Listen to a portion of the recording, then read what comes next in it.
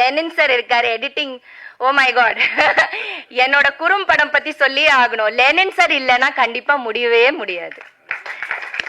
நன்றி Lenin sir. கண்டிப்பா இந்த மேடையில நான் உங்களுக்கு எவ்வளோ நன்றி சொல்லணும். ஏன்னா நான் ரொம்ப லக்கி. எவ்வளோ லக்கின்னு என்னாலே சொல்ல முடியாது. நான் எவ்வளோ லக்கி.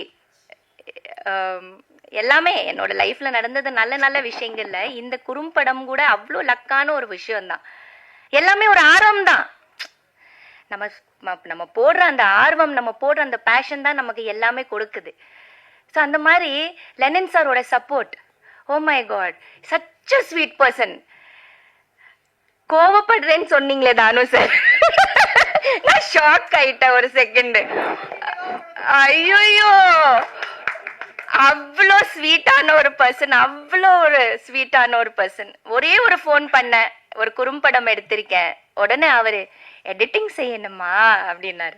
ஆமா சார் எடிட்டிங் செய்யணும், உடனே வாங்கன்னு சொல்லி என்னை வர வச்சு ஃபுட்டேஜ் பார்த்துட்டு, சும்மா சின்னதா ஒரு எடுத்திருக்கேன். எனக்கே பயம், ஐயோ என்ன சொல்வாரோன்னு பார்த்துட்டு.